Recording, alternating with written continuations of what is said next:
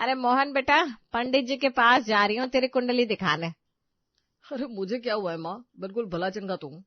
अरे नहीं नहीं, मुझे लगता है तुझे कुछ तो प्रॉब्लम है, तभी तो तू आजकल काफी बुझा बुझा सा रहने लगा है। पहले तो ऐसा नहीं था। अरे माँ, वो थोड़ी ऑफिस की टेंशन है, तुझे तो पता है। हाँ, तो तेरी टेंशन कैसे ठीक होगी ये भी तो पंडित जी बताएंगे ना। 2 घंटे बाद माँ बेटे को फिर से फोन करती है। बेटा जरा ये पंडित जी के फोन पर 2200 रुपये पेटीएम तो कर दे। 2200 रुपये? अरे 1100 लेते थे ना तेरे पंडित जी माँ। अरे हाँ, वो क्या है ना, बगल वाली कमला आंटी है ना, उनकी बेटी की कुंडली उनको दिखानी थी, तो उसके भी पैसे डालते। अच्छा ठीक है, डाल देता हूँ। मोहन ने पंडित जी को पैसे डाले और स्क्रीनशॉट अपनी माँ के साथ शेयर कर दिया। शाम को जब वो घर लौटा तो अरे बेटा, जरा वो नया चश्मा बनवाने का मन था।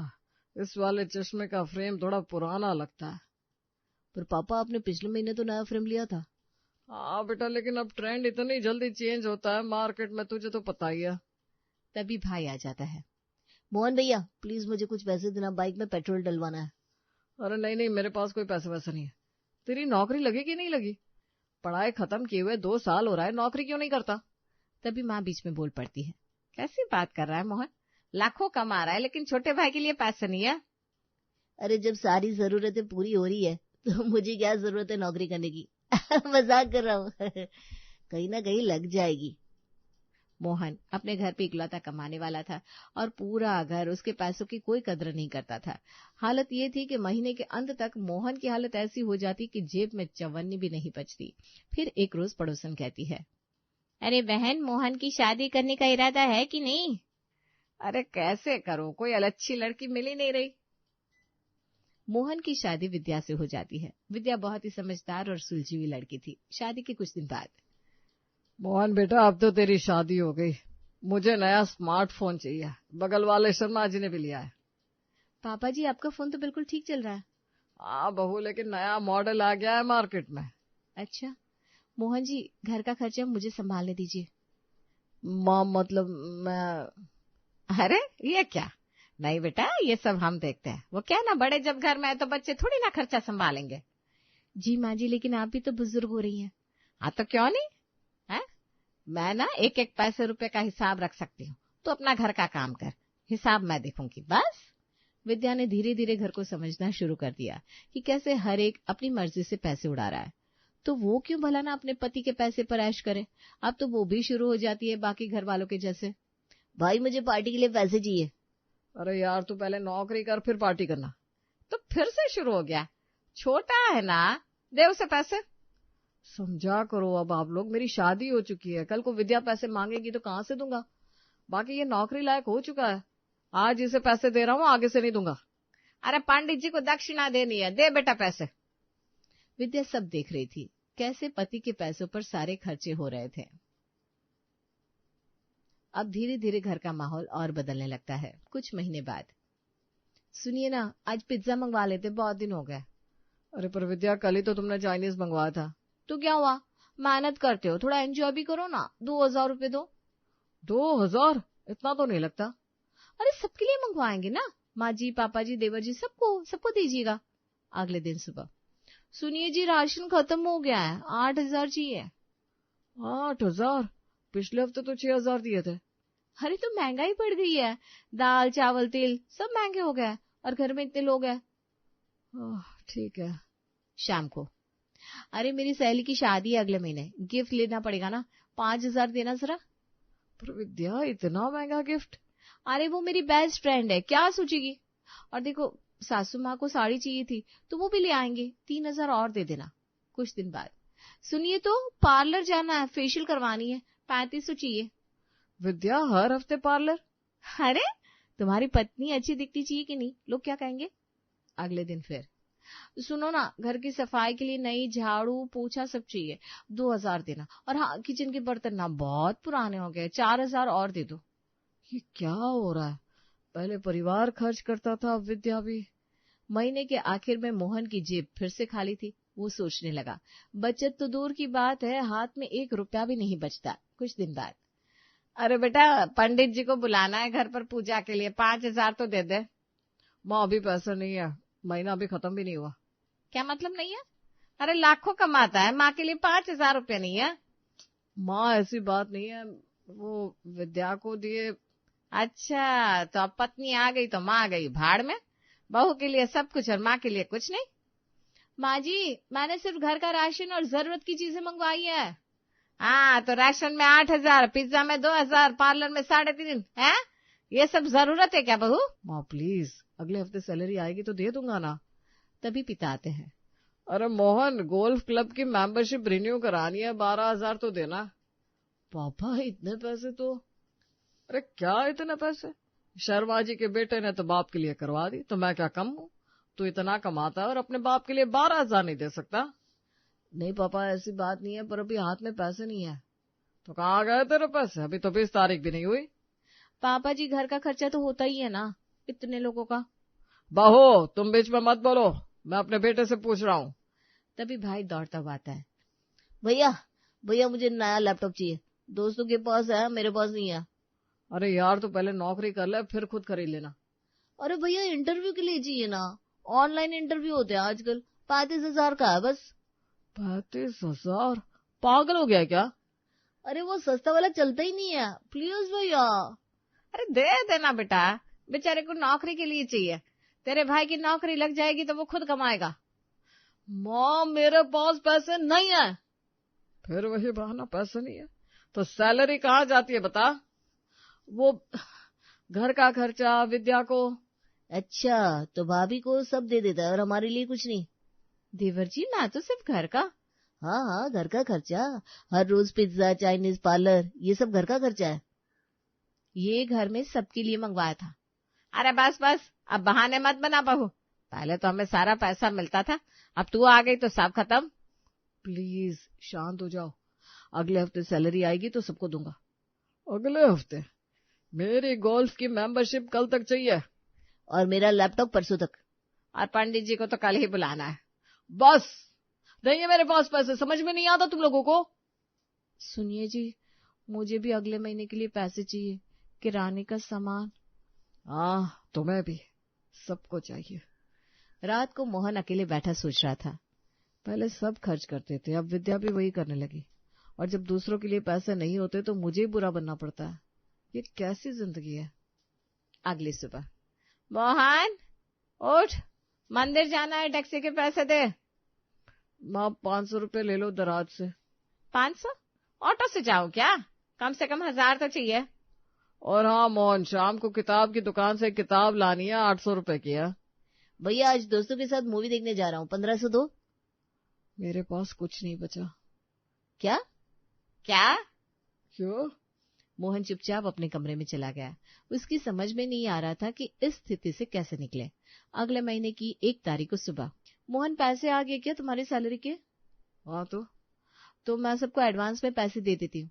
माँ जी, पापा जी, देवर जी, सभी को 2-2 हजार रुपए बोल देंगे कि ये रखो अपने पास, बीच बीच में जरूरत पड़े तो लेते रहना, बाकी मैं घर का खर्चा संभाल लूंगी। जैसा सही समझो। बस फिर दे दो पैसे। मोहन ने विद्या को घर वालों को पैसे देने के लिए दे दिए। लो पैसे, वैसे इतने कम में उनकी दाढ़ भी नहीं गलेगी। अब जो गलानी है गला ले, जो है यही है। थोड़ी देर बाद, माँ जी ये लीजिए 2,000 रुपये, अपने पास रख लीजिए, बीच बीच में जो चाहिए ना ले लीजिएगा, पंडित जी की दक्षिणा हो या मंदिर जाना हो। अरे वाह बहू, कितनी समझदार है तू। 2,000 रुपये, ठीक है बेटा।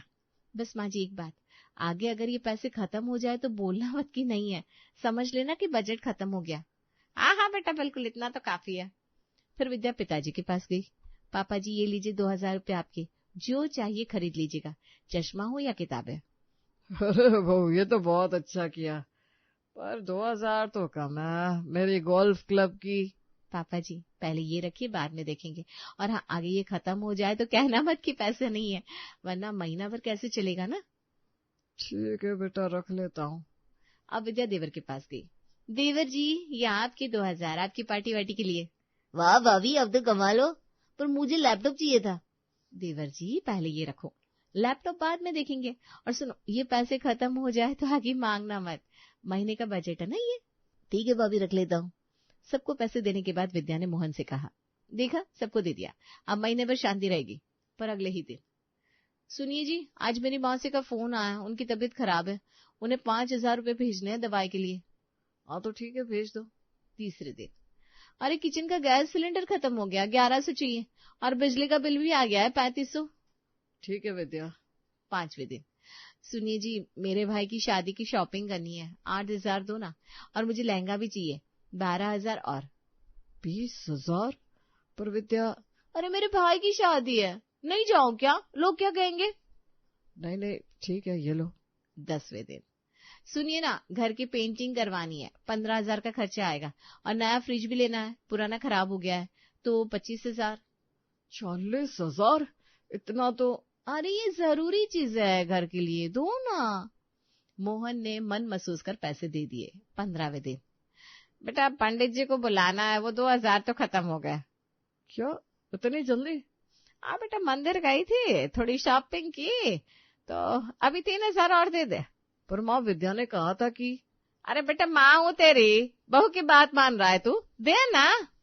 माँ जी, मैंने बोला था ना, पैसे खत्म हो जाए तो मांगना मत, महीने का बजट था वो। अरे बहू, तू मुझे सिखाएगी? मोहन तू बता, देगा कि नहीं? माँ मेरे पास नहीं है, सब विद्या को दे दिया। क्या? तो मेरे लिए पैसा नहीं है तेरे पास? माँ जी, आपने जो 2,000 लिए थे वो संभाल कर रखने चाहिए थे ना। अगले दिन पिताजी आए। मोहन, मुझे जरा 5,000 तो देना, गोल्फ क्लब की मेंबरशिप। पापा, विद्या ने 2,000 दिए थे ना। वो तो कब के खत्म हो गए बेटा। पापा जी, मैंने पहले ही कहा था ना। बाबू, बीच में मत बोल। भैया, मुझे 3,000 चाहिए। मेरे पास कुछ नहीं बचा। ये बहू ने सारे पैसे ले लिए अपनी ऐश के लिए, और हमारे लिए कुछ नहीं रखा। मोहन चुपचाप बैठा था। वो समझ ही नहीं पा रहा था कि सारे पैसे विद्या उड़ा रही है। आखिर उसके पैसों में उसके घर वालों का भी तो हिस्सा है, लेकिन वो कैसे कहे, ये नहीं समझ पा रहा था। वो सोचने लगा, मैं फंस गया हूँ सबके बीच में, इस दलदल से निकलूं भी तो कैसे। कुछ हफ्ते बाद, अरे कमला क्या बताऊं, हमारी बहू तो बड़ी खर्चीली निकली, सारे पैसे अपनी ही ऐश पर उड़ा देती है। अच्छा, ऐसा क्या? हाँ बहन, पहले तो मोहन हम सबको पैसे देता था, अब ये बहू आई है तो खुद ही रख लेती है, हमें तो कुछ नहीं मिलता। अच्छा, इसीलिए तुम परेशान रहती हो आजकल? पिता भी किताब की दुकान पर अपने दोस्त से कहते हैं। अरे शर्मा जी, मैं तो फंस गया यार, बहू ऐसी आई है कि सारे पैसों पर अपना कब्जा कर लिया है। अरे वाह, तुम तो कहते थे बहू बहुत अच्छी है। पहले लगा था, पर अब पता चल गया, खुद तो हर रोज पार्लर, शॉपिंग, पिज्जा, और हमारे लिए कुछ नहीं। मेरी गोल्फ क्लब की मेंबरशिप तक नहीं हो पाई है इस बार। देवर भी अपने दोस्तों के साथ बात कर रहा था। यार, मैंने नौकरी कर ली। अरे वाह, पर तू तो कहता था घर में सब ठीक है, नौकरी की क्या जरूरत। अब यार क्या बताऊं, भाभी आई है ना, उसने सारा सिस्टम ही बदल दिया। अब भैया के पास पैसे ही नहीं रहते, सब भाभी रख लेती है, तो मैंने सोचा अपने पैसे खुद ही कमाऊं। अच्छा, समझदारी की बात है। अब देवर नौकरी करने लगा था, उसकी पहली सैलरी आई तो, अरे बेटा तेरी पहली सैलरी दे, मुझे मंदिर में चढ़ाऊंगी। माँ, ये 500 ले लो, बाकी मुझे रखने दो। क्या 500? पहली सैलरी है बेटा, मोहन ने तो पूरी कमाई मेरे हाथ में दे दी थी। माँ, मुझे भी तो बचाना है, 500 काफी है, वैसे भी बहुत मेहनत से पैसे कमाए जाते हैं, अब समझ में आया। अब मोहन भी विद्या को देखने लगा। पहले लगता था परिवार ही सारे पैसे उड़ा रहा है, पर अब विद्या भी तो वही कर रही है। हर रोज कुछ न कुछ चाहिए, कभी पार्लर, कभी साड़ी, कभी जूते, कभी किचन का सामान, सब बहाने है। लेकिन देवर अब समझ गया था। यार अच्छा हुआ मैंने नौकरी कर ली, वरना भाभी मेरे पैसे भी ले लेती। देखा नहीं तूने, भैया के पास 1 रुपया नहीं बचता महीने के आखिर में। हाँ यार, समझदारी की।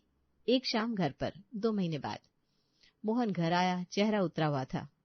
क्या हुआ, तबीयत तो ठीक है ना? विद्या, मेरी नौकरी चली गई, कंपनी ने छंटनी कर दी। ओह, कोई बात नहीं। कोई बात नहीं। विद्या, अब घर का खर्चा कैसे चलेगा, इतने लोग हैं, हर महीने लाखों खर्च होता है, मैं क्या करूंगा। क्या, नौकरी चली गई? हे भगवान, अब क्या होगा? मोहन, तुमने क्या किया, अब घर कैसे चलेगा। भैया, मेरी सैलरी तो बहुत कम है, इतने लोगों का खर्चा। अरे मुझे कुछ नहीं पता, मुझे नहीं पता।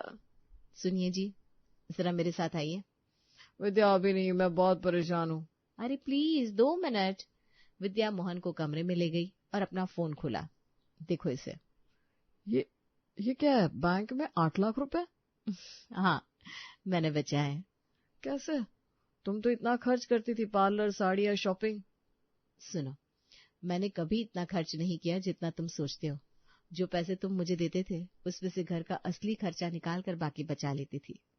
पर सबको तो लगता था कि... हाँ, मैं जानती थी सबको क्या लगता था, पर मैंने जानबूझकर ऐसा किया। देखो, जब मैं इस घर में आई तो मैंने देखा सब कैसे तुम्हारे पैसे बर्बाद कर रहे थे, बिना सोचे समझे। माँ जी हर हफ्ते पंडित को दक्षिणा, पापा जी को हर महीने नया शौक, देवर जी को बस मौज मस्ती। कोई नहीं सोचता था कि कल क्या होगा। तो तुमने... हाँ, मैंने सबको शुरू में थोड़े थोड़े पैसे दे दिए ताकि वो संभल जाए, और बाकी पैसे बचा लिए। मैं जानती थी कि एक दिन जरूरत पड़ेगी, और देखो आज वो दिन आ गया। विद्या, मुझे माफ कर दो, मैंने तुम्हारे बारे में कितना गलत सोचा। अरे कोई बात नहीं, अब परेशान मत हो। ये 8 लाख है, तुम 6 महीने भी नौकरी नहीं करोगे तो भी हम आराम से चल जाएंगे। इसी बीच नई नौकरी ढूंढ लेना। मोहन ने विद्या को गले लगा लिया।